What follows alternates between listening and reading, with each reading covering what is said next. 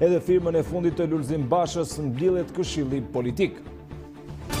Presidenti Ilir Meta nuk I nxori këshilltar, por sot priti vetë ambasadoren amerikane në takim. Meta zbuloi një telefonat me Bashën ku ju shpreh të mos ketë frikë për zgjedhjet e lira. Prokuroria italiane zbulon se këshilltari I presidentit Meta sajoi lajmin e rrem të 3 viteve më parë për mbetjet toksike që do të vinin nga Italia në Shqipëri. Përgjimet nxorën se synimi I fushatës denigruese ishte rrëzimi I qeverisë Rama. Ilir Kulla nuk mohon njohjen me politikanin drejtuesin e portalit italian. Rama e quan municion për çadrën e Bashës në bulevard. Komisioni I Venecias nuk është dakord me paketën antishpifje të qeverisë shqiptare, paketë e cila u miratuan nga kuvendi, por u rrëzuan nga presidenti me arsyetimin se cënon fjalën e lirë. Ministria e Drejtësisë Tilda Gjona I ngre alarmin se prokuroria nuk po e bën detyrën. Gjatë raportimit në Komisionin e Ligjeve, Gjona I tha se organi I akuzës po mbyll pa hetuar fare shumicën e dosjeve dhe po zvarrit pjesën tjetër. Pas hedhjes së mbetjeve në lumin Shkumbin, ambasada gjermane reagon ekskluzivisht për report televizion dhe thotë se do të ndërpres fondet. Ambasada thotë se Bashkia Rogozhin ka dështuar me menaxhimin e mbetjeve urbane. Biznesi I vogël nuk do të paguajë tatim fitim deri në vitin 2029. Vendimi u njoftua nga kryeministri Edi Rama, ndërsa ministri I ndërtimit Arben Ahmetaj tha se hyn në fuqi nga ky qershor. Ministrat e brendshëm të Bashkimit Evropian vendosën të shtyjnë hapjen e kufive me vendet jashtë Unionit deri në datën 1 korrik. Gjatë pandemisë ishte vendosur që kufit të hapeshin në datën 15 qershor.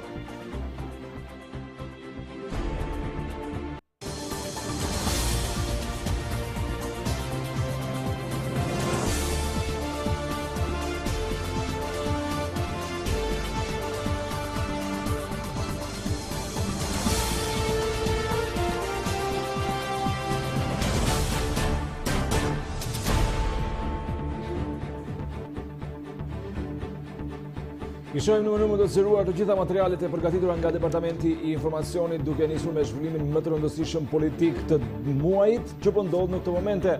Tek Pallati I Kongreseve është mbledhur Këshilli Politik për tërheqjen e reformës zgjedhore dhe burimet bëjnë me dije që mund të ketë një dakordsi mes palëve për atë se çfarë ka ndodhur deri në këtë momente. Por se çfarë po ndodh dhe çfarë pritet të kemi gjatë minutave në vijim, do të kemi një komunikim të drejtë për drejtë kolegen Klesiana Omeri, e cila ka qenë aty pra edhe në momentin kur kanë hyrë përfaqësuesit e ndërkombëtarëve, por gjithashtu edhe të palëve politike shqiptare. Klesiana.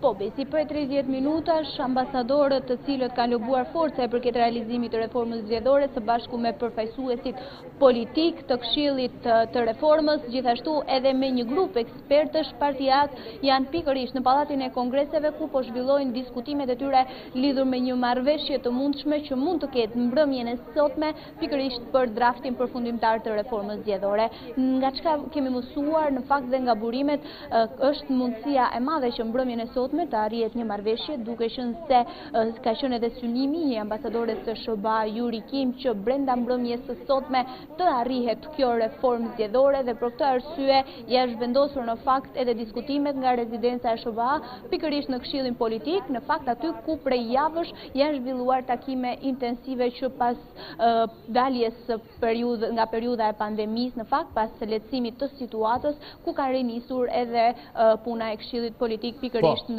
zyrat e Pallatit të Kongreseve. Ndodhen në fakt ambasadori e SHBA Yuri Kim, ambasadori I Bashkimit Evropian, ambasadori I OSBE dhe ambasadori I Britanisë së Madhe, të cilët në fakt kanë mbërritur që në fillim të mbledhjes, duket se nga palët në fakt do të ketë një dakordsi sa I përket depolitizimit të administratës zgjedhore dhe pikërisht për zgjedhjes së komisionerëve. Duke qenë se çështja kryesore që I ndan është fakti që mazhoranca kërkon që komisionerët të zgjidhen nga administrata ose njerëz në fakt të cilët do të kalojnë një lloj filtri pas trajnimit që do të bëjnë nga Komisioni Qendror I Zgjedhjeve, ndërkohë nga ana tjetër kemi Partinë Demokratike që në fakt synon që të ketë komisioner partijak, kërkon në fakt si një lloj garancie dhe pikërisht pritet që në këtë pikë Partia Demokratike të bëjë lëshime për mënyrën se si do të zgjidhen komisionerët. Nga çfarë kemi mësuar, parimisht Partia Demokratike ka rënë dakord që të jenë 3 komisioner apartijak, por që të kenë vëzhgues të cilët do të kenë të drejtë vendimarrje dhe nga 2 vëzhgues të zgjedhur për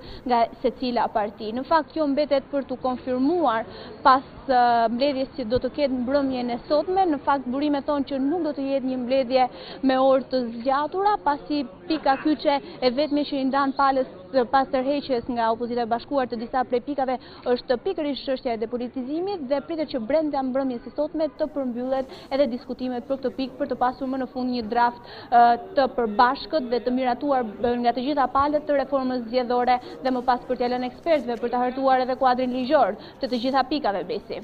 Klesiana, faleminderit për momentin, sigurisht që ne jemi në pritje për të parë se çfarë do të ndodhë tek Pallati i Kongreseve dhe nëse lufta e prej më shumë se 2 viteve që pas zgjedhjeve të vitit 2017, pra kur Partia Demokratike humbi dhe kërkonte që të kishte një ndryshim të gjitha këtyre zhvillimeve të marrë përfundim mbrëmjen e sotme. Ishim me kolegen Klesiana Omeri nga Pallati i Kongreseve, ndërsa ne do të zhvendosemi sigurisht edhe tek Partia Demokratike për të parë se çfarë po ndodh edhe atje, teksa kryetari i saj Lulzim Basha ka qenë gjatë të gjithë ditëve të fundit në presionin ndërkombëtar, por edhe të politikës shqiptare pas deklaratës së fortë të ambasadores së Shteteve të Bashkuara të Amerikës Yuri Kim, se tashmë topi për reformën zgjedhore ishte në fushën e Lulzim Bashës dhe ishte ai që duhet të jepte sepse partia në pushtet kishte dhënë në lidhje me këtë reformë dhe Yuri Kim nuk nguroi edhe ti falenderonte publikisht në lidhje me lëshimet që kanë bërë pra në tryezën për reformën zgjedhore dhe kanë deklaruar se e ardhmja Lulzim Bashë, e ardhmja e Shqipërisë pra tashmë është vetëm në dorën e Lulzim Bashës dhe vetëm ai e kishte mundësinë për të bërë të mundur edhe miratimin e një reforme, pra vetëm firma e tij mund të jepte fund të gjithë këtij ngërçi. Janë mbledhur të gjithë tek Pallati i Kongreseve, kemi parë orë dhe diskutime shumë të gjata edhe tek rezidenca amerikane në Tiranë, ku ka patur një prani të lartë pra edhe të gazetarëve për të ndjekur me interes ato se çfarë po ndodh. Shkojmë tek Partia Demokratike, na pret Daniela Maloku. Daniela, për vetëm pak sekonda pra kemi kolegen Maloku, ndërsa sigurisht që do të marrin të tjera lajme në lidhje me ato se çfarë ka ndodhur dhe siç po thoja ka patur tek rezidenca amerikane edhe zhvillime të rëndësishme pra ku për më shumë se 9 orë për 2 ditë më radhë palët politike janë ulur duke biseduar në tryezë me njëra tjetrën, ndërsa Rudina Hajdari, përfaqësuesja e grupit parlamentar demokrat, kërkon ndryshimin e sistemit, por duket se të paktën deri në këtë momente diçka e tillë nuk mund të ndodhë. Por mbetet për të parë çfarë do të ndodhë tek opozita parlamentare, sepse ditën e dieshme ata kanë deklaruar që nuk e votojnë pa lista të hapura. Daniela Maloku nga Partia Demokratike. Daniela. Po, Besi, përshëndetje. Sa po kanë mbërritur në selin blue dhe aleatët e tjerë është zoti Mediu dhe zoti Ndoka, të cilët ju bashkuan para pak minutash kryedemokratit Basha dhe zonjës Monika Kryemadhi, të cilët prej disa orësh po zhvillojnë një takim në selin blu. Më herët edhe përfaqësuesit të opozitës në tryezën e Këshillit Politik për reformën zgjedhore kanë qenë këtu, kanë marrë direktivat, le të themi kështu, të fundit dhe më pas janë bashkuar mbledhjes së Këshillit Politik i cili po zhvillohet prej orës 19:30. Aktualisht pra kanë mbërritur edhe aleatët në Partinë Demokratike, nuk dihet se për çfarë do të diskutojnë konkretisht ato, megjithatë janë disa propozime të reja në tryezë, nuk dihet nëse do të dalin me një deklaratë në fund të takimit të tyre. Megjithatë, pritet të shohim se çfarë do të ndodhë edhe çfarë do të prodhojë edhe takimi i radhës i Këshillit Politik. Mirë, faleminderit Daniela për informacionet që përcjellën në këtë komunikim të drejtë për drejtë. Ishim me Daniela Malokun nga Partia Demokratike. Por çfarë ka ndodhur gjatë paradites së sotme, ku duket se pati sinjale edhe nga presidenti i Republikës së Shqipërisë Ilir Meta, i cili ka deklaruar se ka patur një komunikim telefonik me kryetarin e Partisë Demokratike Lulzim Basha, të cilit i ka bërë thirrje që të mos ketë frikë nga zgjedhjet e lira dhe të ndershme, ndryshe nga herët e para kur në takimin zyrtar i nxorri këshilltarët, këtë herë kreu i shtetit e priti vetë ambasadoren Yuri Kim. Një e premte e ngjeshur me takime ishte kjo ditë për presidentin Ilir Meta, ndryshe nga vizita e fundit e Yuri Kim në presidencë. Këtë herë kreu i shtetit nuk e la në dhomën e këshilltarëve, por e priti vetë në zyrën e tij ambasadoren e Shteteve të Bashkuara të Amerikës. Një tjetër komunikim të rëndësishëm kësaj radhe telefonik, presidenti Meta e ka patur me kryedemokratin Lulzim Basha. Në takimin e përjavshëm me gazetarët, nuk pranoi të zbulojë detajet të bisedës, por zgjodhi të përcjellë një mesazh liderit të opozitës se çfarë duhet të bëjë me topin në fushën e tij. Kreu i shtetit i kërkoi Lulzim Bashës të mos tepet nga zgjedhjet e për këtë i solli shembull veten e tij në vitin 2005, kur udhëhiqte Lëvizjen Socialiste për Integrim. Kam patur një telefonat zyrtare me zotin Basha këtë paradite, e kërkuar prej tij. Edhe kaq mund të them, nuk mund të them asnjë gjë tjetër. Kam qenë kryetar i një partie që kam krijuar vetë dhe me emrin tim në radhë të parë, bashkë me shumë kolegë të tjerë, nuk e kanë vendosur emrin e Ilir Metës në listën e proporcionalit të partisë në atë kohë, por vetëm në magjoritar. Askush nuk duhet të ketë frikë nga humbja. Mos harrojmë që i jashtëzakonshmi Winston Churchill fitoi luftën e dytë botërore. I humbi zgjedhjet, e pabesueshme, e padrejtë. Ilir Meta nuk e quan fatkeqësi ndërhyrjen e ndërkombëtarëve në zgjedhore, ndryshe nga kryeministri Rama. Kreu i shtetit tregoi se ka bërë paqe me ndërkombëtarët, kur vlerësoi maksimalisht rolin e ambasadorëve në realizimin e reformës. Roli pozitiv i ndërkombëtarëve ka qenë dhe është i mirëpritur gjithmonë. E para. E dyta, dëgjova dje në parlament se nuk e di një përfaqësues i mazhorancës tha që duhet BE-sa që merret me këtë punë e zgjedhjen në Shqipëri. Unë mendoj se të gjithë ambasadorët edhe në Bashkimit Evropian kanë të drejtën e tyre legjitime të shprehen për çdo cënim të marrëveshjes stabilizim asociimit që është në fuqi.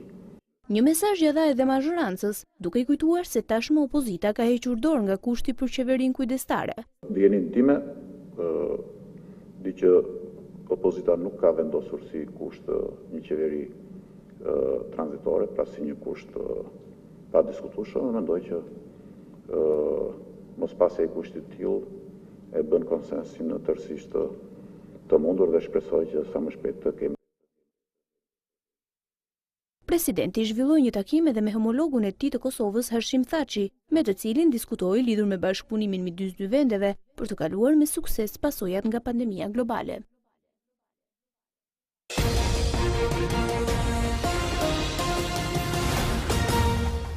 Do të ndryshojmë temë të informacioneve tona për të folur për një skandal që është bërë publik ditën e sotme, ku pas 3 vitesh antimafia italiane ka zbuluar se pas lajmit të rrem për 1400 kontenierët të cilët do të vinin me mbetje toksike nga Italia për të varrosur në Shqipëri, në fakt qëndron Ilir Kulla, këshilltari i presidentit Ilir Meta. Sipas përgjimeve, qëllimi ishte një fushat denigruese për të sjellë rrezimin e qeverisë Rama. Në Itali në pranga ka rënë politikani Sergio Di Gregorio, që sipas hetimeve ka bashkëpunuar me Ilir Kullën për publikimin e shkrimit në janar të 2017 në portalin e tij italian. Nuk dihet ende nëse do të ketë hetim edhe në Shqipëri për këtë fushat investuar përmes lajmit të rrem. 3 vite nga fake news i një faqe italiane, Pienata Italia News, në pronësi të politikanit Sergio De Gregori, që trazoi politikën shqiptare me titullin se 1400 kontejner me mbetje toksike ishin nisur drejt Shqipërisë për t'u groposur, antimafia e Romës zbulon se gjithçka ishte një sajes për të rrëzuar qeverinë e kryeministrit Edi Rama. Në pranga për sajesën e këtij lajmi janë vënë 8 persona, mes tyre dhe ish senatori De Gregori, i cili sipas hetimeve ka bashkëpunuar me këshilltarin e presidentit Ilir Meta, zotin Ilir Kulla. Prokuroria italiane nga hetimet që ka bërë, ka zbuluar se pas skandalit si porositës i këtij lajmi, qëndron këshilltari i presidentit të sotëm Ilir Meta. Lajmi u sajua me porosit të këshilltarit të Ilir Metës, deklaron antimafia italiane në periudhën shkurt 2017. Janë këto momentet e arrestimit të ish senatorit Sergio De Gregorio, pronari i faqes online Pienata Italia News, që prodhoi lajmin e rrem. Antimafia italiane deklaron se njeriu Ilir Metës porositi fushatën kundër qeverisë shqiptare në mediat e vendit fqinj. Fushata denigruese nisi në 2017 dhe aso kohë u mbështet edhe nga opozita shqiptare. Këshilltari Ilir Metës ka qenë në Itali në 26 shkurt, ndërsa 2 ditë më pas, faqja Pieneta Italia News botoi lajmin e rrem. Këshilltari i kreut të sotëm të shtetit mbërriti në Itali 2 ditë para se të botoi shkrimi, për ta ndjekur nga afër gjithçka në tentativën për rrëzimin e qeverisë shqiptare. Nga përgjimet flitet për një shumë prej 55.000 euro që faqja italiane do të merrte për botimin e shkrimit. Skandalin që sot e dokumentoi drejtësia italiane, Report Televizion e zbuloi që në vitin 2017, një muaj pas botimit të shkrimit në mediat italiane, Shqiptarja.com dhe Report Televizion investiguan duke zbuluar se lajmi i 1400 kontenierëve me mbetje që sipas portalit italian janë zhdukur në Shqipëri është fals. Sot drejtësia italiane konfirmoi investigimin duke çuar 8 persona në pranga dhe duke zbuluar se pas kësaj tentative për të rrezuar qeverinë, qëndron këshilltari Ilir Metës. De Gregori, një ish gazetare, më pas politikan në Itali, njihet edhe për trampolinën e tij politike, ku në vitin 2008 rrezoi qeverinë e Asokoe të drejtuar nga kryeministri Romano Prodi. Pas këtij lajmi ende në Shqipëri nuk kanë ardhur reagimet e para, ndërsa nuk dihet nëse prokuroria këtu do të nisë një hetim për këtë skandal politik. Pas këtij skandali të bërë publik ditën e sotme ka reaguar edhe personi i cili qëndron pas kësaj çështje, Ili Irkulla, pavarësisht qasjes qesharake të një shkrimi të porositur se unë pas kam lobuar kundër qeverisë tonë në Itali, më duhet të them se kjo është vetëm një shpifje dhe asgjë më tepër. Çdo kritik, oponenca apo opozit që kanë bërë me këtë qeveri dhe qeveritë e mëparshme i kanë patur dhe do t'i kenë publike, shkruan Kulla, ndërsa reagimin e plot të tij e gjeni duke klikuar në çdo kohë tek shqiptaria.com. E shpërndar shkrimin e shqiptaria.com, kryeministri i Shqipërisë Edi Rama ka reaguar në lidhje me këtë ngjarje. Kjo shpifje plerash kishte synim të furnizonte me municion kundër meje çadrën në dritaren e kryekuvendarit, por më e neveritshmja është që plehrat ju hodhën në fytyrë Shqipërisë në sytë e botës. Ja këta janë opozitare që duan të shpëtojnë atë dheu nga unë. Kjo shpifje plerash pra më e neveritshmja, plerat ju hodhën në fytyrë Shqipërisë, thot kryeministri Edi Rama, teksa në rrjetet sociale ka postuar gjithashtu edhe këtë status, pra ku mes të tjerash është edhe linku i lajmit të shqiptaria.com.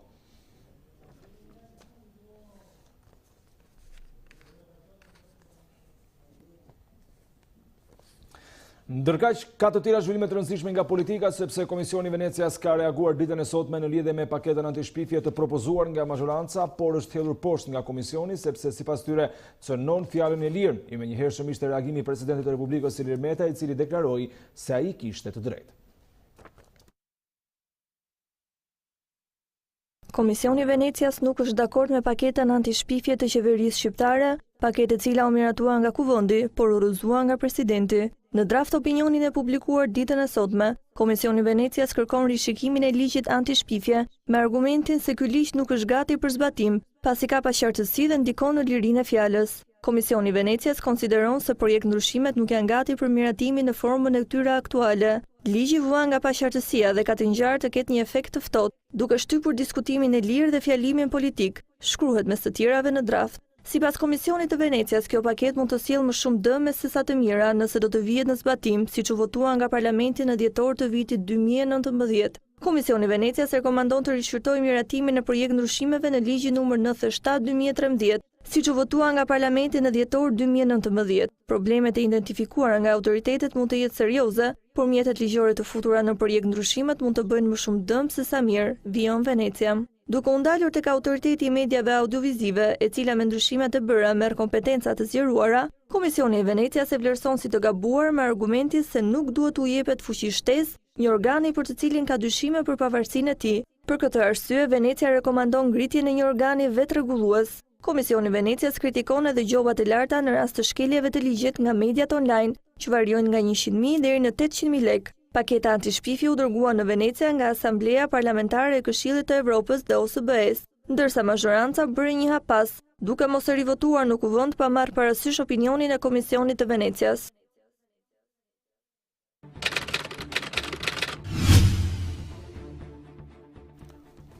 Do të ndryshojmë temë të informacioneve tona për të folur për zhvillimet nga aktualiteti, ku Ministrja e Drejtësisë Tilda Gjona gjatë një raportimi në Komisionin e Ligjeve ditën e sotme ka shprehur pakënaqësinë për punën e prokurorisë, duke deklaruar se një pjesë të madhe të dosjeve të bujshme i ka mbyllur, ndërsa ka zvarritur pjesën tjetër. Ministra e Drejtësisë Tilda Gjona ka artikuluar sot kritika të forta në adresë të prokurorisë, duke akuzuar këtë të fundit se mbyll shumicën e dosjeve të korrupsionit pa kryer asnjë hetim dhe se zvarrit pjesën tjetër. Zonja Gjona i raportoi sot në Komisionin e Ligjeve mbi zbatimin e detyrave që Kuvendi i Shqipërisë i kishte lënë prokurorisë së përgjithshme për vitin 2019. Nga një dokument i siguruar nga Report TV rezulton se Kuvendi i ka lënë 20 detyra prokurorisë së përgjithshme për t'i realizuar gjatë vitit 2019. Detyra e parë e caktuar nga Kuvendi kërkonte forcimin e luftës kundër korrupsionit.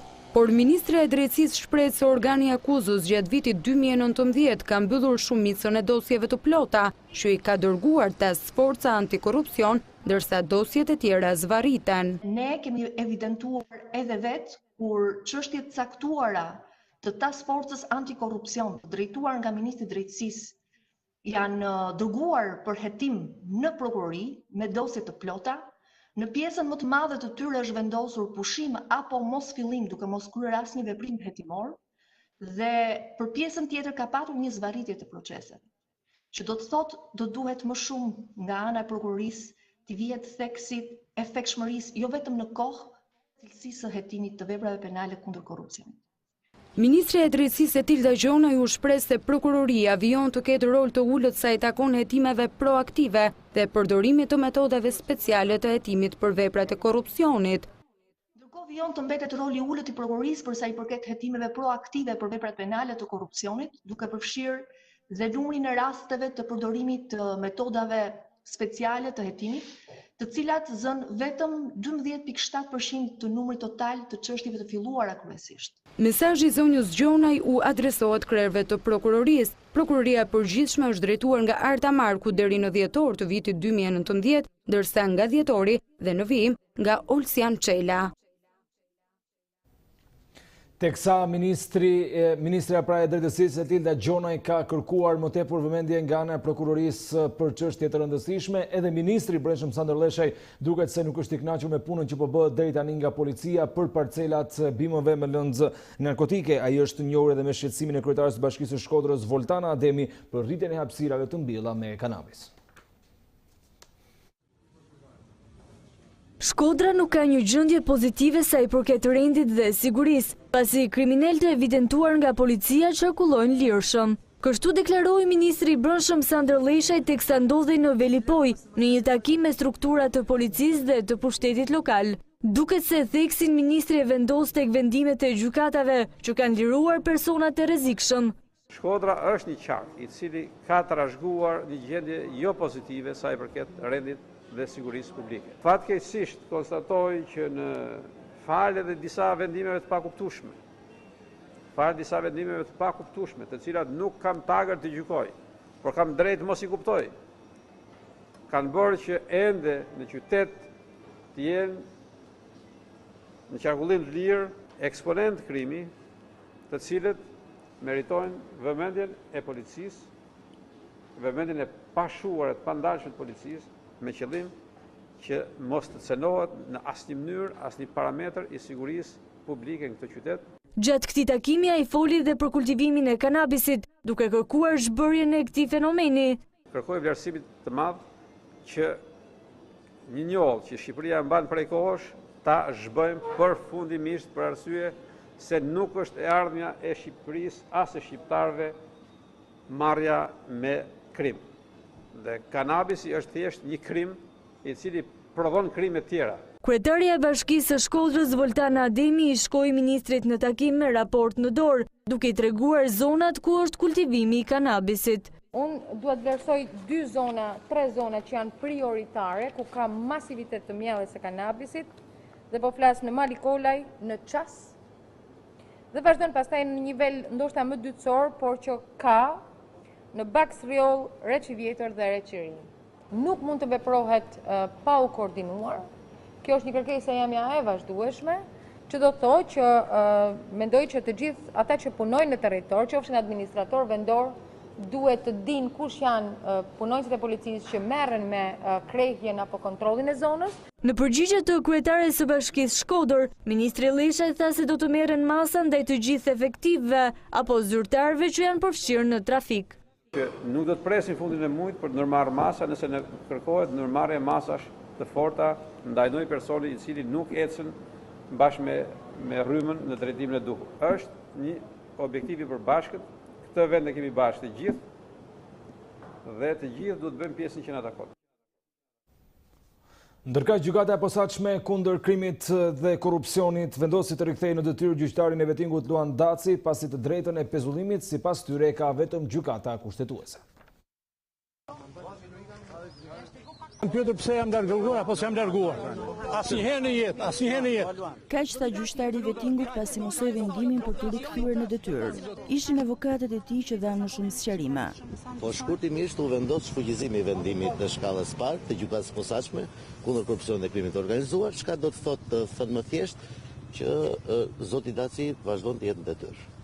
Luandaci u pezullua në 20 maj të këtij viti dhe u morë në hetim nga struktura e posaçme antikorrupsion, pasi u akuzua se fshehu të kaluarën e tij, duke gënjur për një shkarkim nga detyresi i paaft në vitin 1997. Por sipas avokatit të gjyqtarit, të drejtën e pezullimit e ka vetëm gjykata kushtetuese. Që kushtetuta e përcakton qartë që vetëm mbledhja e gjykatës kushtetuese mund ta bëjë pezullimin. Dhe nuk kishte fare të drejtë, nuk është si në rastet e subjekteve tjera. Pra ky shfuqizimi në tërësi kështu përkthehet, që parimisht gjëja nuk qëndron, pa hyrë fare në detaje që përsëri ato nuk qëndrojnë asnjë nga detajet. Ndërkohë hetimet e SPAK për falsifikim të dokumenteve vazhdojnë.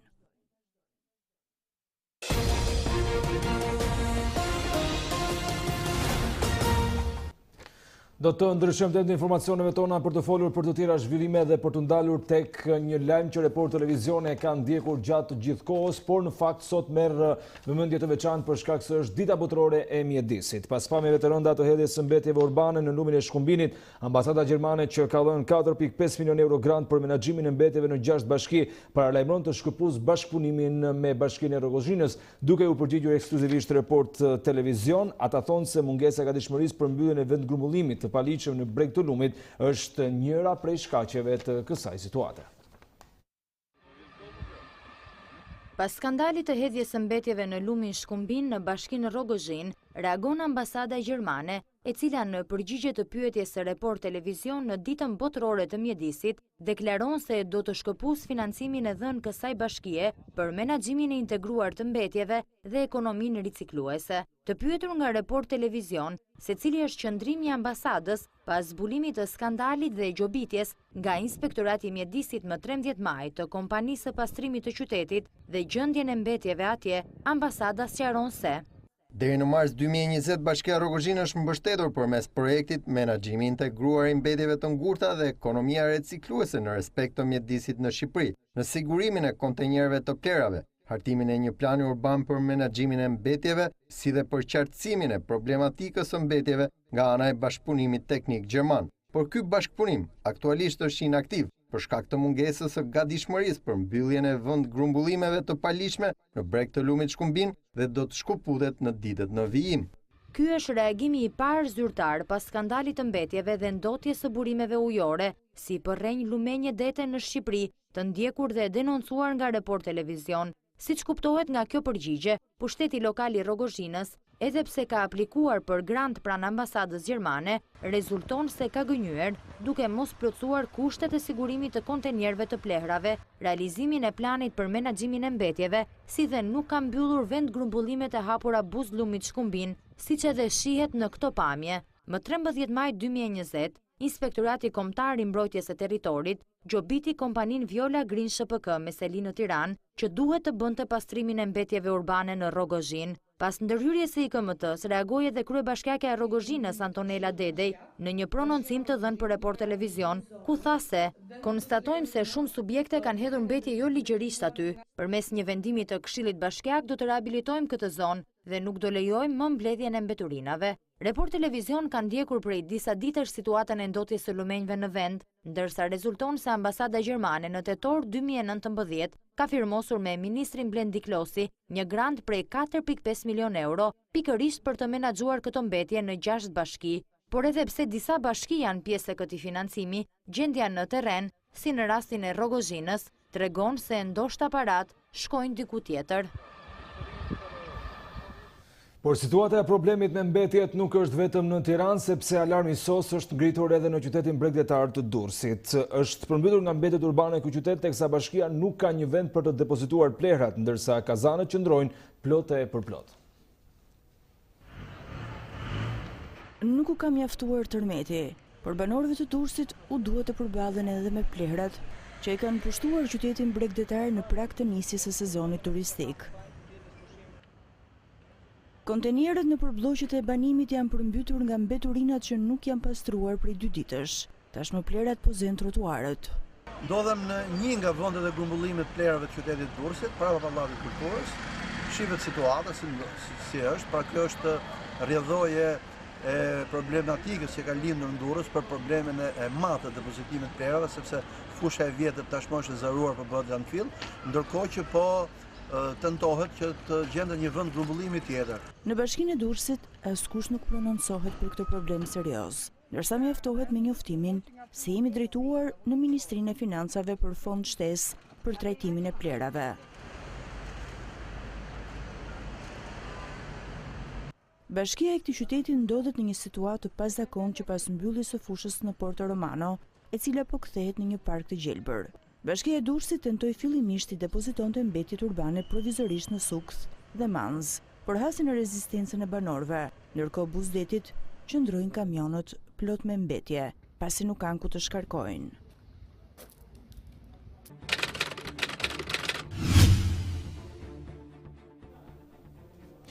Pesëmbëdhjetë raste të reja me COVID-19 janë konfirmuar gjatë 24 orëve të fundit, ndërsa në fakt të hënën nisin edhe provimet e maturës shtetërore, teksa duket se ka një protokoll të rreth nga ana e Ministrisë së Arsimit dhe të Mbrojtjes Sociale, pra bëhet fjalë pikërisht për një temperaturë 37.5 që i bën maturantët që të mos mund të futen në provim dhe kështu të shtyhet automatikisht për në vjeshtë.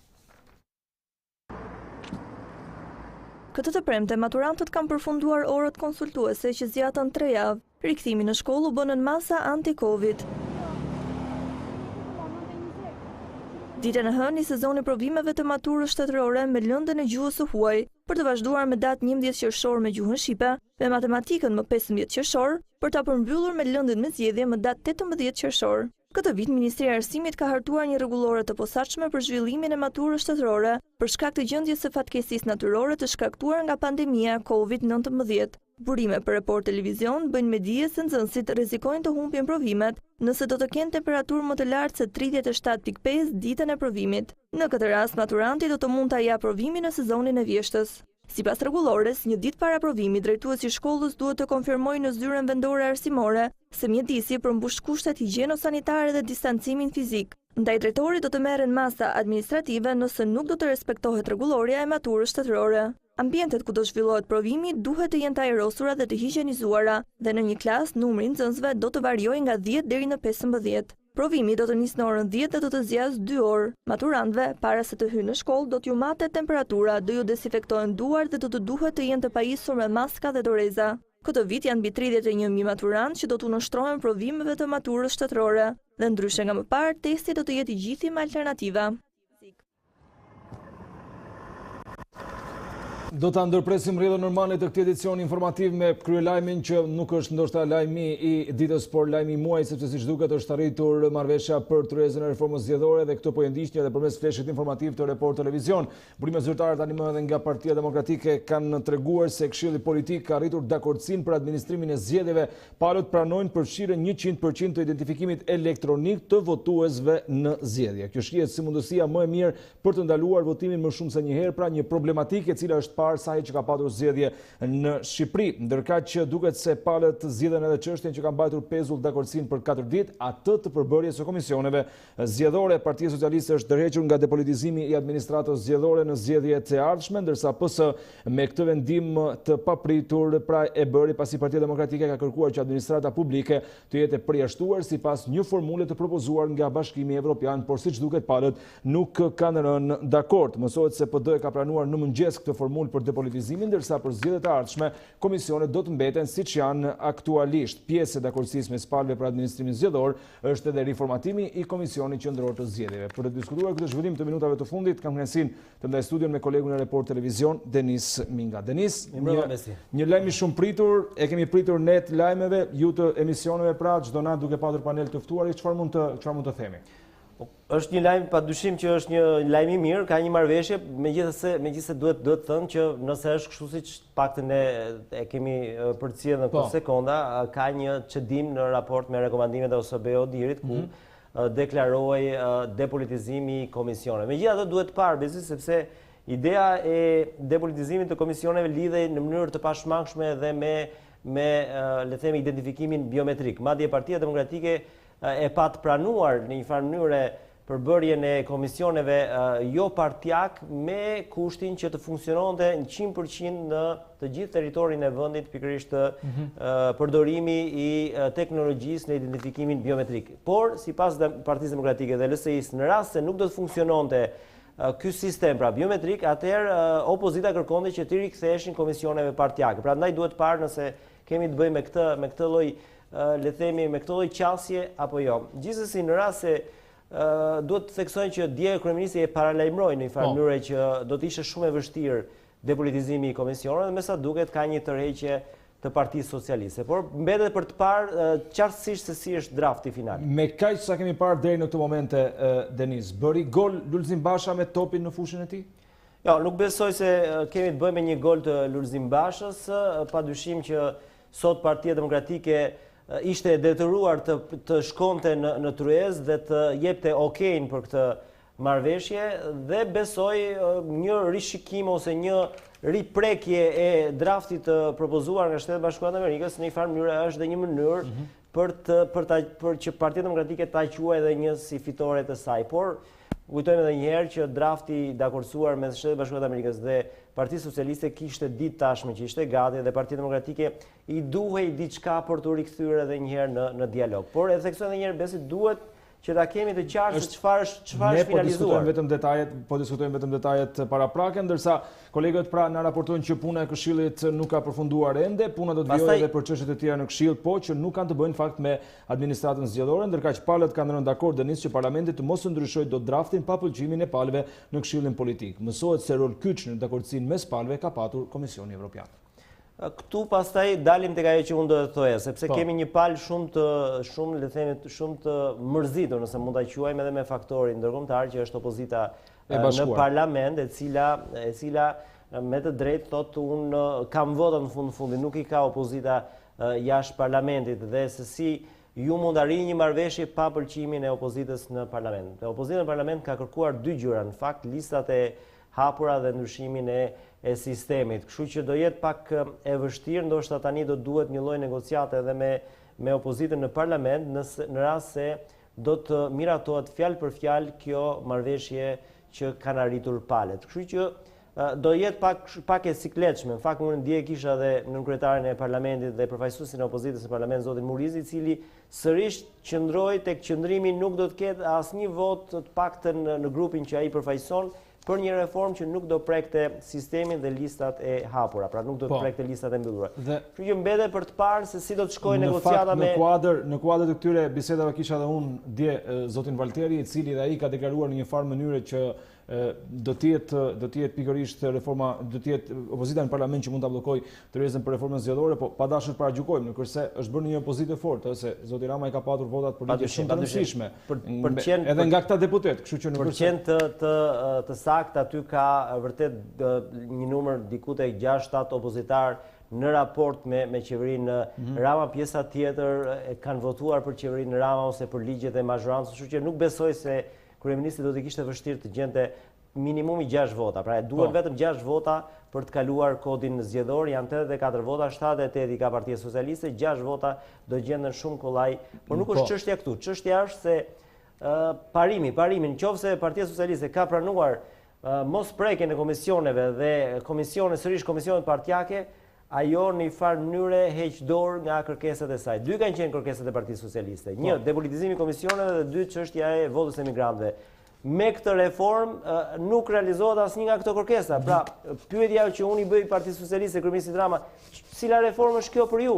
Ndërsa ju nuk preket asnjë nga këto dy gjëra që i kishit prioritete. Kjo është arsyeja që zonja Kim tha që duhet falenderoj partinë në pushtet sepse ka lëshuar shumë dhe ka dhënë shumë. Këto janë koncesione, nëse është kështu siç ne po e ndjekim, sepse edhe një herë lajmet ne deri tani kemi vetëm nga kampi i djathtë dhe duhet t'i marrim me pak rezervë, sepse nuk kemi lajmet nga kampi i majt. Por nëse Partia Socialiste ka hequr dorë nga depolitizimi i komisioneve, është absolutisht një dështim i saj, sepse në fundit ishin dy kërkesat, vota e migrantëve dhe depolitizimi i komisioneve. Zoti Valteri ka deklaruar ditën e djeshme këtu në këtë studio Denis se janë edhe 10 deputetë të mazhorancës, të cilët e kanë mbështetur pra kërkesën e tyre për listat hapura dhe ai tha që janë figura shumë të rëndësishme të Partisë Socialiste dhe këtë gjë ja kanë deklaruar kryeministrit Rama. Unë e pyeta edhe atë drejt për së drejti, po ju bëjt njëjtën pyetje. Mund të jetë diversion kjo deklarata e Valterit? Absolutisht Partia Socialiste është është e unifikuar, unë mund të garantoj me siguri që ka një heshtje totale nga Partia Socialiste në këto 15 ditë në pritje të vendimarrjes që do merrte zoti Gjiknuri. Ne kemi parë edhe gjatë kohës për gjetur të ftuarit. Madje kanë munguar dhe në studi, që do thotë që pavarësisht këtyre zërave nën tavolinë që kanë socialistët, në fund të fundit ata do të votojnë një zëri të 74 deputet që janë, do të votojnë atë që do të konfirmojë zoti Gjiknuri dhe zoti Rama, i cili me sa duket është takuar sot me zotin Gjiknuri. Por kjo është tjetër gjë, unë edhe njëherë e theksoj, në rast se Partia Socialiste heq dorë nga depolitizimi, që është një rekomandim kryesor i OSBE-Odirit.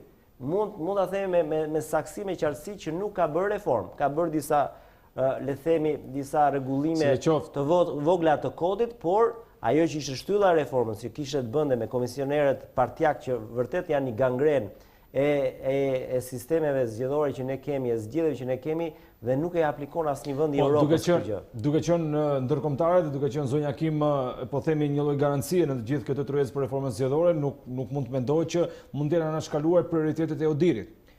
Okej, kjo pastaj besi futet në kuadër të dialogut, në kuadër të afrimit të palëve. Por është shumë e thjeshtë, nuk ka nevojë të na i thotë askush. Depolitizimi i komisioneve ishte rekomandimi i bazë i OSBE-Odirit, sepse jemi i vetmi vend ku partitë që janë pjesëtare në garë numërojnë dhe votat e tyre. Nuk ndodh në asnjë vend botës. Vetëm ne e kemi, mbikëqyrin votat e tyre dhe numërojnë votat e tyre. Rama vete ka nervizuar me forcë që nuk mund të ecë më ky vend me komisione partjake. Ka qenë, le themi, sfida e tij. Në rast se ai ka hequr dorë sot, unë nuk e di se çfarë reforme do të jetë për kryeministrin apo për Damian Gjiknurin, pavarësisht konsensusit ose koncesionit që mund t'i ketë dhënë opozitës. Mund ta marrim këtë si një fitore, po themi deri diku në tryezë të opozitës në lidhje me këto detaje që deri në këtë moment sepse mbeten për të parë në vijim. Po, në rast se komisioni mbeten partjake, absolutisht është një fitore e opozitës që risjell atë në skenë, sepse kujtojmë edhe një deklaratën që çdo vendimar që do dal nga ky këshill duhet të votohet ashtu siç del nga këshilli në parlament, në një farë mënyre e zhbën edhe Komisionin Parlamentar për Reformën Zgjedhore, që është me bashkëkryetar Rodina Hajdarin dhe Damian Gjiknurin, dhe gjithçka bazohet tek këshilli. Pra, Komisioni Reformës Zgjedhore dhe votat në parlament duken diçka formale, pa asnjë peshë, dhe peshë merr vetëm këshilli politik. Kështu që padyshim që është një fitore e opozitës. Nëse kemi të bëjmë ende me versionin e komisioneve politike. Duket një ndërhyrje jashtëzakonshme dhe një fitore shumë e madhe ndërkombëtarëve, kur pas shëmbjes së teatrit opozita u betua që nuk do të merrte më as pjesë në tryezën për reformën zgjedhore. Nëse do të ktheheshim pas në kohë, Denis, nëse ndërkombëtarët do të kishin ndërhyrë më shumë, mund ta bindnin opozitën që mos diqte mandatet dhe të futen në zgjedhjet e 30 qershorit, sepse vendosmëria për të mos e bërë tryezën për reformën zgjedhore, sidomos pas shëmbjes së teatrit, edhe këtë radhë nga Partia Demokratike, nga partitë opozitare u duke madhe kur e bojkotuan menjëherë tryezën, ndërsa me ndërhyrjen dhe investimin e tyre pra të ndërkombëtarëve u ulën në tryezë.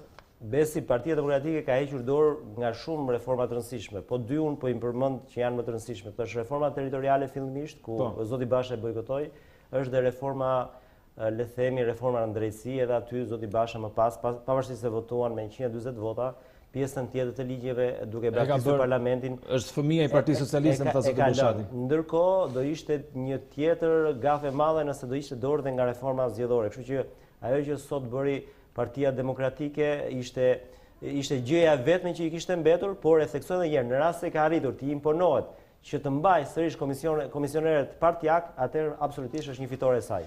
Ka zhvillime të rëndësishme, ka përfunduar pikërisht edhe mbledhja për tryezën, do të ndjekim Damian Gjiknurin për pak çaste për të kuptuar se çfarë ka ndodhur tamam. Është Ert Bylyk Bashi në këtë momente. Po. 100% të qendrat votimit dhe riformatimi i Komisionit Qendror të Zgjedhjeve. Opozita propozoi sot në orën 10 zgjidhjen për depolitizimin e administratës, zgjidhje e cila u refuzua nga pala tjetër. Administrata zgjedhore do të mbetet për zgjedhjet e ardhshme parlamentare dhe lokale, ashtu siç është sot. Dhe kjo formulë që do të aplikohet pas këtyre zgjedhjeve. U përpoq që të kapte komisionet zgjedhore. Nuk i kapi dot dhe u tërhoq. Kjo është e gjitha.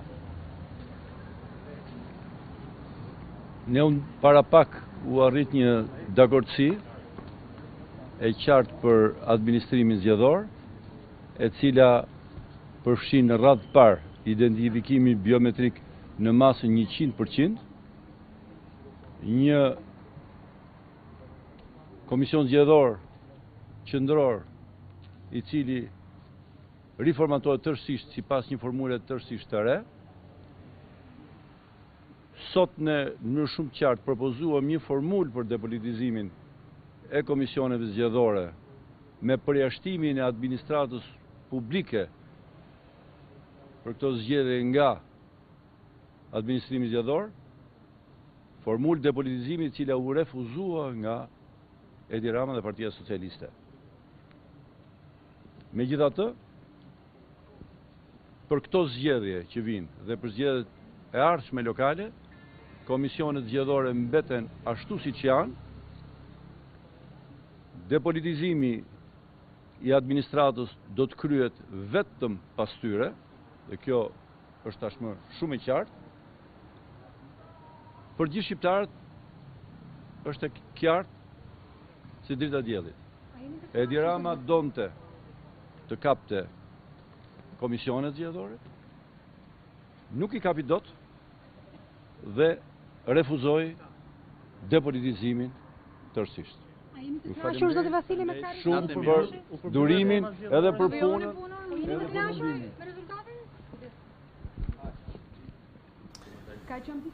Kanë përfunduar pra në këtë mënyrë deklarimet e dy përfaqësuesve të opozitës, Soert Bylykbashi dhe Petrit Vasili. Kam Klesiana Omeri në komunikim të drejt për drejt. Klesiana, me sa duket ka tym të bardhë nga Pallati i Kongreseve. Po, besi më në fund duket se është arritur një dakordsi mes palëve, një marrëveshje kjo edhe pas shumë negociatave nga ndërkombëtarët. Tashmë është plotësuar kërkesa kryesore e opozitës së bashkuar për të pasur identifikimin dhe për të mundësuar identifikimin biometrik të zgjedhësve në të gjithë territorin e Shqipërisë, ndërkohë një tjetër pikë që është plotësuar në fakt por që nuk ka pasur ndryshime është pikërisht depolitizimi i administratës zgjedhore, pasi komisionerët do të jenë të zgjedhur nga politika, në fakt ashtu siç është deri më tani. Do të jetë e njëjta formulë në fakt për monitorimin dhe gjithë procesin zgjedhor sa i përket të çështjes së administrimit të këtij procesi, do të jetë po e njëjta formulë besi, pasi Partia Socialiste është tërhequr nga depolitizimi i administratës zgjedhore. Mbetet ende e paqartë besi e gjithë çështja që është dhe dakordsia që është arritur tashmë sa i përket depolitizimit, duke qenë se ka qenë dhe një nga kërkesat kryesore të OSBE-s dhe pikërisht dhe synimi i depolitizimit të administratës zgjedhore, një nga pikat për të cilat Partia Socialiste mazhoranca ka këmbgulur vazhdimisht, një nga pikat për të cilat kanë këmbgulur dhe ndërkombëtarët, por do të shohim në fakt dhe do të ndjekim edhe deklaratat e përfaqësuesve të tjerë politik, nëse do të mundim do të marrim edhe një prononcim nga ndërkombëtarët për të kuptuar se çfarë ndodhi pikërisht me depolitizimin e administratës zgjedhore dhe për arsye që e kanë thuar mazhorancën në tërheqje të kësaj pike. Po, besi. Shpresoj të kem kohë para se dalë përfaqësuesi tjetër i Këshillit për të lexuar një reagim të fundit të kryetarit të Partisë Demokratike Lulzim Basha, që ka të bërë pikërisht për tërezën për reformën zgjedhore. Sot kemi hedhur një hap përpara për të mundësuar më shumë garanci për zgjedhje të lira dhe të ndershme në Shqipëri. Partia Demokratike dhe opozita e bashkuar është e gatshme dhe po punon për ditë për t'u kthyer qeverisjen shqiptarëve, thot Basha, ndërsa në reagimin tjetër, në emër të opozitës së bashkuar, ju shpreh falënderimet tona aleatëve dhe partnerëve tanë euroatlantik për ndihmën dhe kontributin e tyre për gjetjen e dakordësisë për administrimin zgjedhor. Pra, e kemi edhe në rrugë zyrtare nga kryetari i Partisë Demokratike Lulzim Basha, Klesiana, këtë se çfarë është bërë në lidhje me reformën zgjedhore, ndërsa mbetet për të parë ndoshta edhe reagimi i Hajdarit, sepse ndryshimi i sistemit, këmbgulja e saj e fortë gjatë kësaj tryeze nuk ndodhi. Po, besi, në fakt jemi në pritje të reagimeve të tyre, duke qenë se është një moment i rëndësishëm, pasi më në fund u arrit një marrëveshje për të cilën ka patur debate, zvarritje të vazhdueshme, negociata intensive, sidomos edhe pas përfshirjes së ndërkombëtarëve, kur kjo reformë mori një tjetër rëndësi dhe një tjetër rrjet, ndërkohë tashmë mund të themi se opozita e bashkuar, në fakt dhe nga deklaratat e zotit Soert Bylykbashi dhe Petrit Vasili, mund të kuptojmë që opozita ka dalë nga më e kënaqur nga kjo marrëveshje, duke qenë se është pranuar një nga kërkesat e saj kryesore, siç ishte identifikimi biometrik i zgjedhësve dhe përfshirja e teknologjisë në të gjithë territorin dhe në fakt shmangja e administratës zgjedhore pikërisht në fakt administratës pikërisht në proceset zgjedhore, pasi nuk do të ketë depolitizim, komisionerët do të jenë të zgjedhur nga partitë pikërisht e njëjta formulë që ka qenë, por që do të jetë edhe në zgjedhjet e ardhshme. Të paktën kjo ka qenë marrëveshja për të cilën është arritur, duke qenë se dhe pika për depolitizimin e administratës zgjedhore ka qenë një nga çështjet kryesore besi që i kanë ndarë palët gjatë gjithë kësaj periudhe, por edhe ka qenë dhe një nga kushtet kryesore të ndërkombëtarëve. Në fakt po presim me interes edhe reagimin e zotit Gjiknuri Besi për ndërsuar arsyet që e quan mazhorancën në tërheqjen nga depolitizimi i administratës, një nga pikat kryesore, duke marrë parasysh edhe qëndrimin që ka mbajtur kryeministri Edi Rama, duke marrë parasysh edhe fjalimin që mbajti ditën e dieshme në Kuvendin e Shqipërisë kur theksoi se sa i nevojshëm ishte depolitizimi i administratës zgjedhore. Ka pasur rrjedha të papritura ditën e sotme Besi, pikërisht lidhur me këtë çështje. Në fakt nga sa kemi mësuar, opozita e bashkuar pas ka rënë dakord lidhur me këtë çështje, me këtë pikë dhe kërkesë dhe tërheqje të mazhorancës që në mëngjesin e ditës së sotme Besi. Ndërkohë ka edhe një reagim nga momenti në moment, presim të dalin. Po Klesiana, jo, ndërkohë që ne po presim të dalin përfaqësues të tjerë të rëndësishëm të tryezës, ndajmë shkurtimisht edhe ato se çfarë ka deklaruar prezenca e OSBE-s në Shqipëri, e cila thotë se mirëpret marrëveshje ndërpartiake për reformën zgjedhore në përputhje me rekomandimet e OSBE-Odirit, një proces thelbësor të cilin ne kemi mbështetur prej vitesh. Është për të lavdruar fakti që të gjitha partitë politike u bën pjesë e këtij procesi dhe që propozimet e tyre konstruktive, si dhe aftësia e tyre për të bërë kompromis dhe për të pranuar pikpamje të ndryshme, kontribuan në një hap të rëndësishëm përpara për demokracinë në Shqipëri në dobi të qytetarëve shqiptar. Përgëzojmë, thot prezenca e OSBE-s në Shqipëri, antarët e Këshillit Politik të Reformës Zgjedhore për përshkushtimin e tyre të vendosur për arritjen e një marrëveshje përfundimtare. Ne shpresojmë që gjitha ndryshimet e dakordsuara të miratohen në kuvend sa më shpejt të jetë e mundur. Prezenca mbetet e gatshme të vijojë të mbështetë autoritetet shqiptare gjatë zbatimit të reformës. Kjo ishte Klesiana edhe reagimi i prezencës së OSBE-s, ndërsa gjose do ta ndalim nga fundi pra reagimin e tyre, shpresojmë që ndryshimet e dakordsuara të miratohen sa më shpejt në kuvend. Çfarë ndodh më pas? Do të pritet afati përfundimtar që është 30 qershori, pra afati ligjor, do të ketë një seancë më të përshpejtuar apo është ende herët sepse ende nuk është tharë boja e firmës së hedhur mbi marrëveshje? Besi, do duhet që të përgjigjem pak më vonë lidhur me këtë pyetje pasi po dalin ambasadorët. I presim për vetëm pak çaste, është ambasadori i Shtetit të Amerikës Yuri Kim. Okay.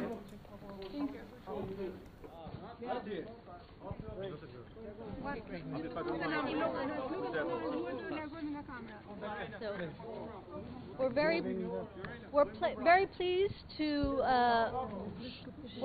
pleased to have seen the political council come to an agreement this evening. This is the result of many hours, many difficult discussions, also many difficult decisions made by every single person who was sitting at that table. Jemi shumë të kënaqur vërtet që kemi parë për sot që Këshilli Politik ka marrë këtë vendim dhe është bërë kjo marrëveshje e rëndësishme, kjo në sajtë të gjithë atyre orëve pune që janë dhënë nga të gjithë, pra nga secili prej atyre që kanë qenë. Every single party, every single person contributed much to the discussion. They also in the end gave up much. Të gjitha palët, të gjithë personat që ishin të pranishëm pra kanë dhënë kontributet e tyre, por edhe kanë hequr dorë ose kanë dhënë diçka. And they did that in order so that the country could gain, and this is a proud moment. Dhe e bën këtë gjë në mënyrë që të jetë Shqipëria ajo që e merr të mirën, pra përfiton nga kjo gjë. Some will criticize this agreement as not enough. Disa do ta kritikojnë këtë marrëveshje si të jo të mjaftueshme, pra jo aq sa duhet.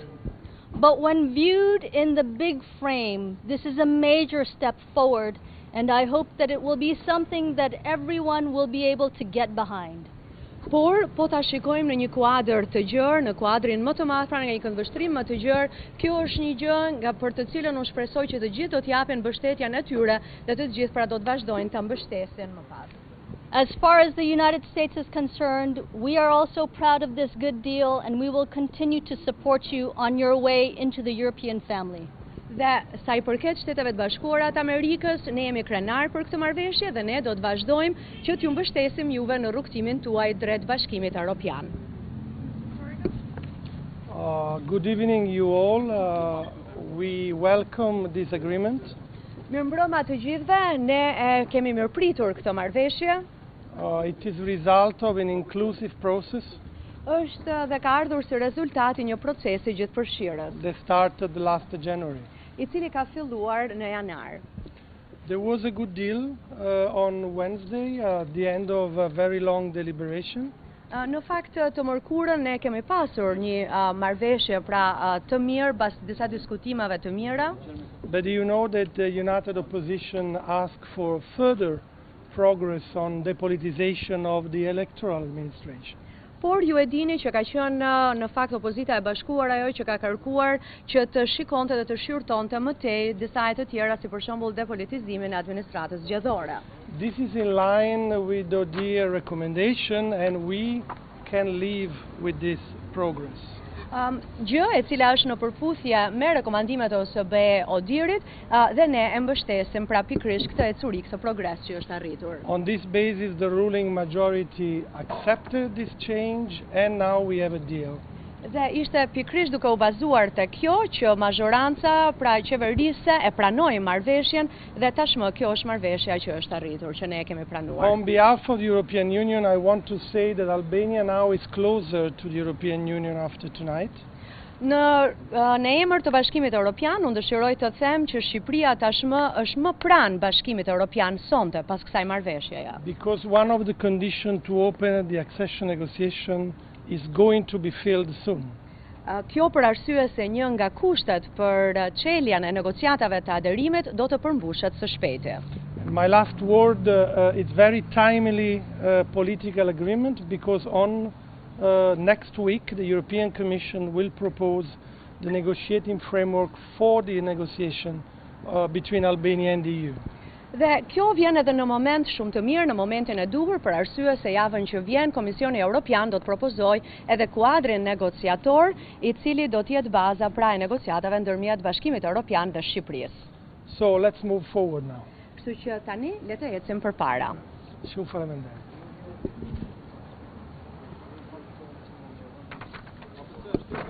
So good evening. Mirëmbrëma të gjithëve. This is a good day at the end of a long, hard week of negotiating. Kjo është një ditë vërtet e mirë, kjo e sotmja në fund të një jave mjaft të gjatë të vështirë negociatash.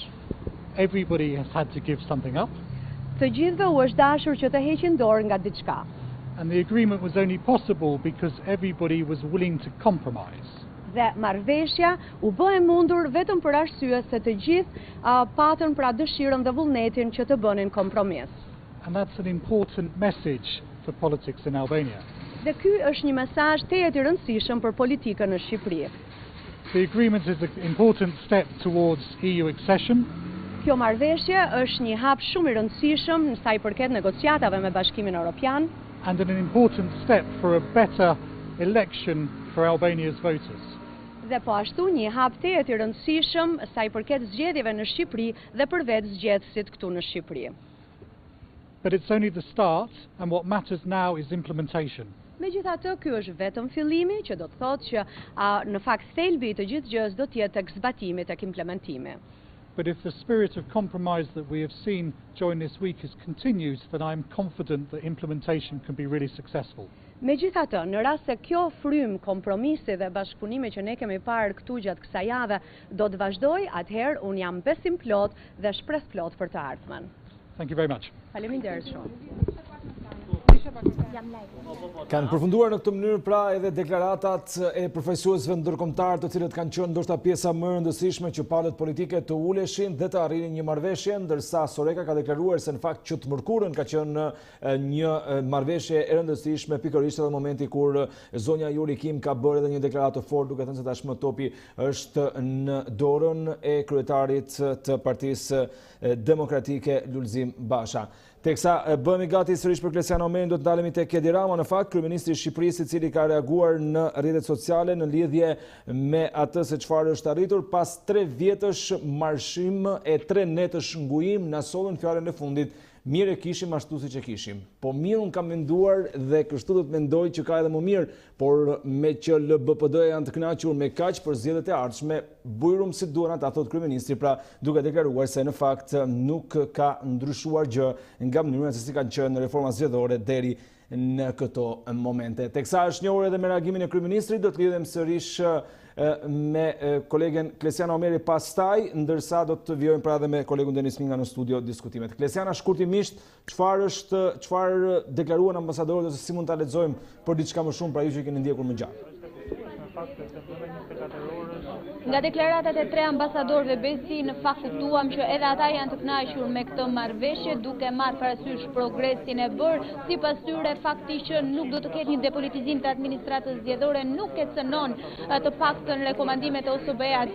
Në fakt besi do djekim edhe komunikimin e zotit Gjiknuri për të bërë një panoramë të qartë, pak më vonë. Po, Klesiana. Jeni gati. S'keni fajë dhe ju, sepse keni shumë ditë që i prisni. Në fakt, sot u arrit një marrëveshje e negociuar dhe mbështetur dhe nga faktori ndërkombëtar për dakordsinë me mënyrën se si do të qasemi reformën zgjedhore. U dakordsuam për pikat që përgjithsisht i ndanin palët dhe një gjë dua të them që pavarësisht se rekomandimi ka qenë që administrata zgjedhore të ishte depolitizuar dhe qëllimi i Partisë Socialiste dhe i qeverisë që këtë rekomandim bazë thotë deri ta çonte përpara, fatkeqësisht Partia Demokratike nuk ishte gati, e kundërshtoi, por ajo çka fituam më e rëndësishme është që ne tashmë kemi rregullat të pranuara nga gjithë secili, edhe me këtë administratë që e kemi në fuqi. Pra sot që flasim, ajo çka u pranua nga palët është që administrata aktuale zgjedhore, pra e balancuar politikisht me kërkesë të Partisë Demokratike, do të vazhdojë të funksionojë edhe për zgjedhjet e vitit 2021. Për ne më e rëndësishme si majorancë është që Partia Demokratike hoqi dorë nga kërkesat absurde, nuk ka më kërkesa të karakterit qeveri teknike apo qeveri tranzitore për të organizuar zgjedhje, nuk ka më kërkesa absurde në lidhje me menaxhimin e zgjedhjeve. Ajo çka është e rëndësishme është që u pranua edhe një herë që administrimi zgjedhor nuk ka çaluar në Shqipëri.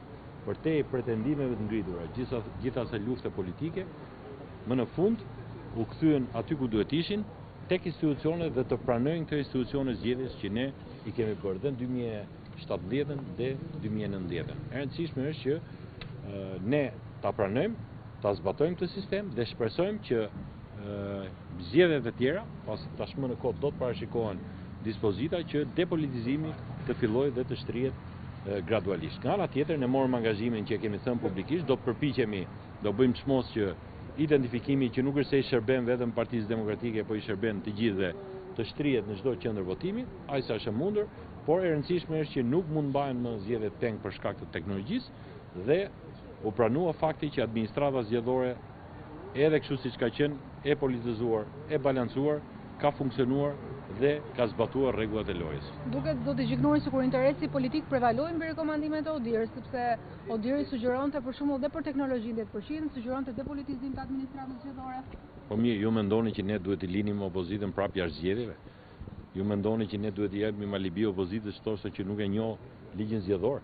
Për ne është e rëndësishme integrimi, për ne është e rëndësishme aprovimi dhe pranimi i rregullave të lojës. Dhe në fundit majoranca është komode tek fakti që me çfarë do lloj rregullash, mjafton ato palët politike të ndjen komod, ne jemi të gatshëm të shkojmë zgjedhje. Çka është në dorën tonë, ne do ta çojmë deri në fund. E rëndësishme është që Partia Demokratike njeh këtë ligj zgjedhor, njeh këtë administrat, pavarësisht nga akuzave të hedhura dhe mbi të gjithat shikon përpara. Ne e mirëpresim. Ky është një moment i ri për Shqipërinë, që palët t'i rikthejnë tavolinës negociatave, t'i rikthejnë njohjes institucioneve dhe shpresojmë që të kemi zgjedhje të mira ku populli të votojë me vullnet lirë dhe realisht t'i japi çdo kujt atë që meriton. Çfarë do ndodhi me funksionimin e Këshillit Politik tani?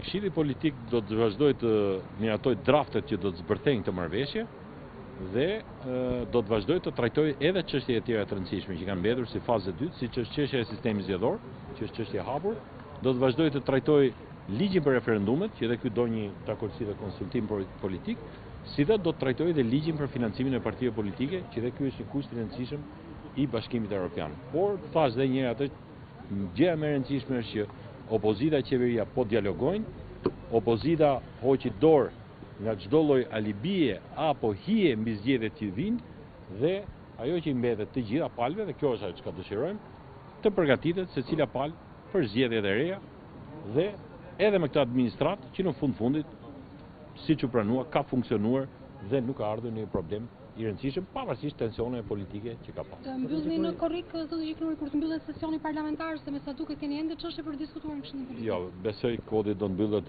patjetër brenda këtij sesioni parlamentar, nuk besoj se do zgjatemi dhe menjëherë do të filloj puna për zbatimin e ligjit të rizgjedhor. Zotë Gjiknuri, ku do të merrni paratë për identifikimin biometrik? Paratë nga buxheti i shtetit do të garantojë mbasi të ketë, keni parasysh identifikimin biometrik dhe Partia Demokratike ka rënë dakord që do të merret një ekspert i huaj i paguar nga Bashkimi Evropian për të konsultuar KQZ-n në lidhje me mundësinë e prokurimit dhe marrjes të një sistemi elektronik. Ai do të jetë personi që do të përcaktojë shkallën e shtrirjes dhe njëkohësisht mundësinë e implementimit ose jo 100% në territor. Bazuar në buxhetet e përcaktuara, natyrisht qeveria do të financojë edhe këtë proces, por identifikimi nuk kthehet më pengesë për zgjedhjet. Kjo është e rëndësishme dhe kjo u pranua. Do të shikojmë në lidhje me sa garanci ka që gjithçka do të përmbyllet me konsensus, do të shikojmë. Po besoj marrëveshja kryesore është arritur. Tash kemi të bëjmë me zbardhje të drafteve teknike që përgjithsisht janë gati, do të kemi amendime në kodin aktual zgjedhor dhe unë besoj shumë shpejt do të kemi draftet e plota për të vazhduar më tej rrugën e nisur. Po do thotë që ka pranuar depolitizimin sot. Pse jeni të rreshur? Paktën këtë akuzë pa. S'ka pranuar depolitizim Partia Demokratike, ju e dini që problem Juve dhe ju ka pasur një keni refuzuar në orën 10 nuk keni parasysh, nuk ka pasur, ju e dini sepse tashmë unë nuk dua të bëj estradë këtu, sepse qëndrimi e Partisë Demokratike ka qenë që ne nuk duam depolitizim, pasi administrata publike ata mendojnë që është e politizuar. Por në fakt për skemën që të funksionojnë, duhet patjetër që të kishte një minimum njerëzish nga administrata shtetërore për ta bërë të garantuar, sepse nuk i detyron dot gjithë njerëzit të shkojnë komisioner, kurse administrata do ta kishte si një detyrë tjetër. Gjë që Partia Demokratike e ka pranuar për zgjedhjet e ardhshme. Në fundit thash, nuk është ajo më e mira e mundshme që ne donim për sa i përket si Shqipëri, ose majoranca. Majoranca ishte komode. Ne nuk kishim problem me sistemin aktual të administrimit zgjedhjeve. Nuk ishte problemi jon politik. Ne ishim në sistem, fituam zgjedhjet, menaxhuam zgjedhjet, pra nuk kishim problem me administrimin e zgjedhjeve. Partia Demokratike ka pasur pretendim. Nuk qenë gati, ne nuk donim që Partia Demokratike të kundërshtonte me çdo kusht këtë ligj zgjedhor dhe pse jo të shërbente si një sebeb nesër për të mos njohur zgjedhjet apo dhe më keq për të mos hyrë në zgjedhje. Nuk e duam të. Ne duam pluralizmin politik, për te akuzave që bëhen që majoranca do të kapë çdo pushtet, përkundrazi. Ne sakrifikuam edhe rekomandimet rëndësishme të dihet vetëm që Partia Demokratike të hyjë në garë politike. Kjo është çka u arrit. Kjo është gjëja më e rëndësishme që u arrit. Kemi konsensus që do kemi garë të ndershme dhe të barabartë politike. Kjo është ajo që ka fituar shqiptarët dhe këtë presin dhe partitë ndërkombëtare nga ne. Faleminderit.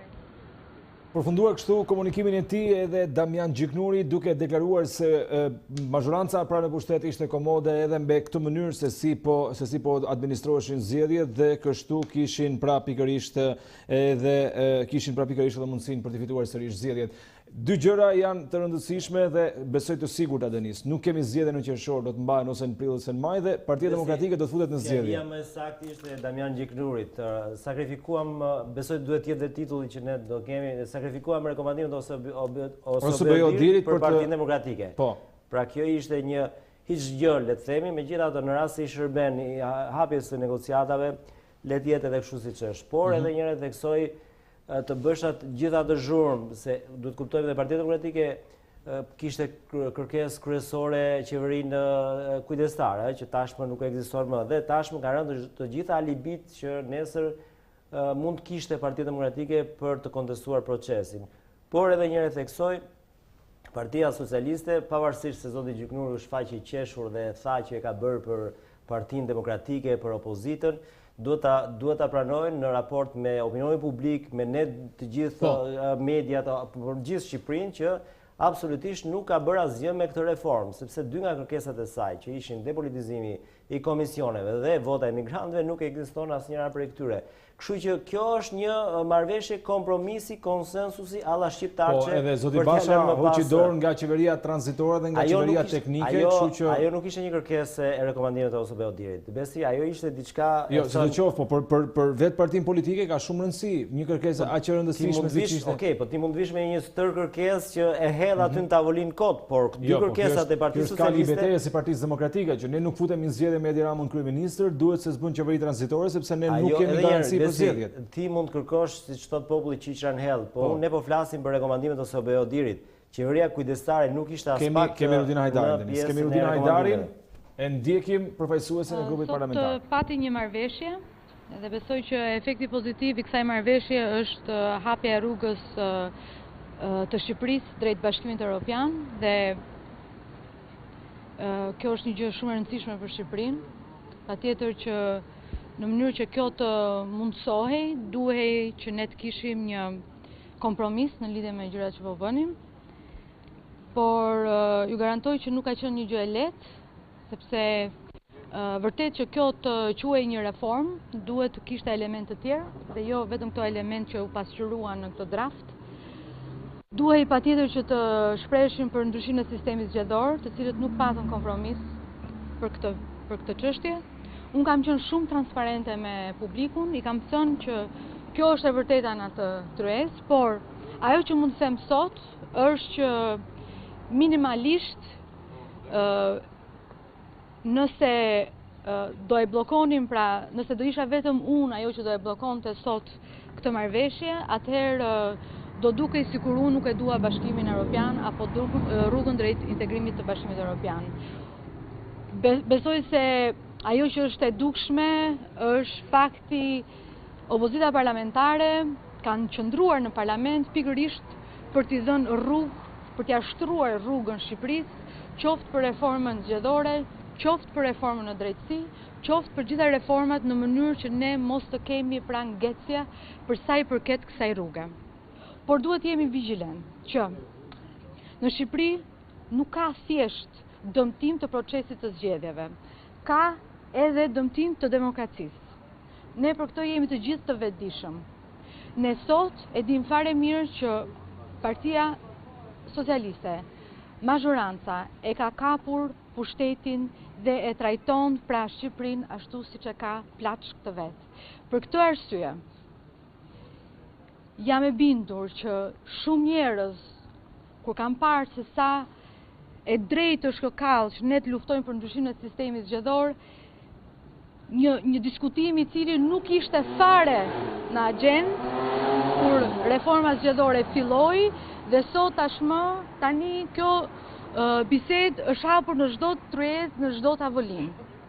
Të gjithë janë bërë koshient që ndryshimi i sistemit zgjedhor, hapja e listave është gjëja më e rëndësishme që mund të ndodhi këtij vendi në mënyrë që të kemi një demokraci funksionale dhe në mënyrë që t'i garantojmë qytetarëve shqiptar jo vetëm sovranitetin, po kushdo që të vi pas Edi Ramës, mos të sillet si Edi Rama. Pra, edhe kur të bëhet rotacioni politik, mos të sillet si Edi Rama. Ne kemi parë, pra, në këto 30 vite të njëjtit aktor, duke u sjellur në të njëjtën mënyrë dhe uroja dhe shpresoja që ndërkohë që po bënim reformën zgjedhore, ta përfshinim dhe këtë pikë. Nuk mundemi të futemi në Bashkimin Evropian nëse ne nuk i ngjajmë Bashkimin Evropian. Nëse ne nuk kemi një sistem të hapur ashtu siç e ka 90% e antarëve të Bashkimit Evropian ka një proces të hapur, pra kanë lista të hapura. Dhe ne duhet patjetër që ta adoptojmë këtë mënyrë dhe ta bëjmë pjesë të kulturës tonë që duhet konkurrencë dhe ai person që meriton të shkojë në atë parlament. Të kemi pra deputet të cilët japin llogaritë të qytetarët, fitojnë besim të qytetarët. Por jo vetëm kaq. Unë sot mora garancinë, më së tepërmi nga ambasada amerikane, nga delegacioni i Bashkimit Evropian këtu, se bisedimi për ndryshimin e sistemit do vazhdoj. Dhe jo vetëm kaq, do vijojmë të flasim jo vetëm për ndryshimin e sistemit, për listat e hapura, por për ligjin e referendumeve që unë e kam depozituar në kuvend dhe tani po merr udhën e vet, por jo vetëm çështja e fundit dhe shumë e rëndësishme është vota e diasporës. Pra këto tre gjëra që në fakt orientohen drejt publikut shqiptar, orientohen drejt shqiptarëve që e duan një Shqipëri më të mirë, një Shqipëri që kur të mendojmë për vendin tonë, të besojmë fort që ditë më të mira do të vinë. Dhe unë uroj që këto ditë do vinë shumë shpejt, por duhet të kemi durim dhe vendosmëri që këto çështje të ecin përpara. Ne sot i dham thjesht garancinë Shqipërisë që të hapi negociatat me Bashkimin Evropian. Ju falenderit. Faleminderit. Ka përfunduar komunikimin e saj edhe kryetaria, ish kryetaria tani më në këtë momente e grupit parlamentar demokrat për përfaqësuesja e opozitës parlamentare në Kuvendin e Shqipërisë, Rudina Hajdari, e cila në fakt duke e pakënaqur me këtë marrëveshje që është arritur, por ka deklaruar se po të mos e firmoste do të deklarohej se Rudina Hajdari nuk e ka dashur integrimin e Shqipërisë në Bashkimin Evropian. Denis, besoj ky është leximi i parë. Patjetër, dhe ishte diçka më e thjeshtë për të arritur tek firma e zonjës Hajdari, besoj faktori ndërkombëtar ka bërë punën e vetë, por e theksoj edhe një herë, nëse mund ta quajmë lajm të mirë ato çfarë ka ndodhur sot, lidhet me faktin se kjo marrëveshje mund të na hap rrugën gjithëve ne për hapjen e negociatave. Ky ndoshta është lajmi më i mirë. Pastaj për të folur për reformë, nuk e di se çfarë ka këtu, gjithsesi mbetet për të diskutuar herë tjetër, por edhe një herë ato që ishin rekomandimet kryesore dhe standardet demokratike të një reforme fatkeqësisht nuk u arritën për shkak se nuk pati një kompromis. Megjithatë, ndërkaq, Denis, kemi edhe një reagim fakt të presidentit të Republikës së Shqipërisë Ilir Meta, i cili në vazhdim të gjitha këtyre reagimeve nga zyrtarë të lartë të shtetit si zoti Rama dhe zoti Basha, presidenti i Republikës Ilir Meta përgëzon Këshillin Politik për konsensusin e sapo arritur për reformën zgjedhore. Ky është një lajm pozitiv, por jo i mjaftueshëm për të garantuar zgjedhje të lira dhe të ndershme. Kultura e konsensusit duhet të vazhdojë edhe për kushtet e tjera për të përshpejtuar çeljen e negociatave. Falënderime edhe partnerëve tanë evropian për durimin e tyre. Falënderim të veçantë për SBA-n dhe Britaninë e Madhe që mbështesin të ardhmen evropiane të Shqipërisë. Lajm pozitiv, por jo i mjaftueshëm për të garantuar zgjedhje të lira dhe të ndershme. Ai procesi, sepse në fundit nuk ka ndryshuar asgjë, besoj se ti je i bindur edhe për le të themi identifikimin biometrik është lënë Rama e bëri të qartë që do jetë shumë e vështirë për ta zbatuar këtë proces të ri në të gjithë territorin. Kështu që këtu do jemi së bashku në prillën e vitit tjetër në rast se do të shkohet në zgjedhje me këtë kod dhe me atë që flitet e identifikimit biometrik. Jam shumë i sigurt që nuk do ketë mundësi të zbatohet në të gjithë territorin e vendit, pavarësisht se Partia Socialiste ja ka dhënë një lloj garancie opozitës e cila duhet të kontraktojë dhe të ketë komunikimet me ekspertin e Bashkimit Evropian për këtë çështje. Pra në fundit, ajo që tha Gjiknuri është fjalia më e saktë. Kemi hequr dorë, kemi sakrifikuar rekomandimet për të futur Partinë Demokratike në zgjedhje, për ta futur Partinë Demokratike në sistem. Kjo është, le të themi, kryefjala dhe lajmi i mirë për ne, për te kësaj që nuk mund ta quajmë reformë, është që kjo gjë, duke qenë se ka dhe konsensusin e BE-s dhe Shtetet Bashkuara të Amerikës, mund na japë shpresën për hapjen e negociatave. Ky është një lajm i mirë. Ndërkohë, tek Pallati i Kongreseve çfarë po ndodh pasi janë larguar të gjitha palët e rëndësishme politike dhe pasi janë larguar edhe ndërkombëtarët mbetet për të parë në vijim, ndërsa do të shkojmë tek Partia Demokratike. Është kolegja Daniela Maloku, e cila në fakt gjatë gjithë ditës si ka ndjekur në gjitha këto zhvillime të rëndësishme dhe kemi padur her pas here në lidhje të drejtë për drejta që na ka treguar nisjen e takimeve, përfundimin e tyre dhe kështu do të kuptojmë se çfarë po ndodh tani. Para se të kalosh me Daniel, ka është reagimi i Komisionerit Evropian për zgjerimin. Varheli. Po, i cili thotë se marrëveshja politike e arritur sot është një arritje e madhe.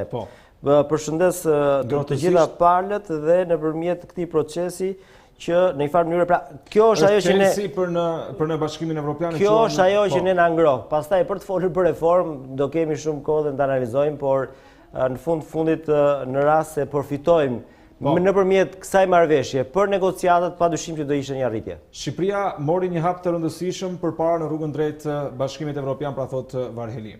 Patjetër. Dhe janë zyrtarët e BE-s që tashmë certifikojnë këtë një nga kushtet që është arritur. Tani i takon BE-s për të na dhënë atë që ne meritojmë. E qartë. Denis, ne së bashku do të mbyllim këtu. Transmetimi drejt për drejt vjen me kolegen Anduel Andreu në emisionin pa protokoll, ku përveç kolegëve pra që janë në terren, do të ketë një panel të ftuar për të diskutuar tani me këtë zhvillim të minutave të fundit. Shqiptaria.com është adresa për zhvillimet më të fundit nga vendi, rajoni dhe bota, për ju që na ndiqni nga interneti apo celulari. Aty gjeni lajme, opinione editoriale dhe gjithashtu mos harroni faqen tonë zyrtare në YouTube Report TV. Ndjekim pra më një pas pak pa protokoll, ndërsa bashkë ndajemi këtu.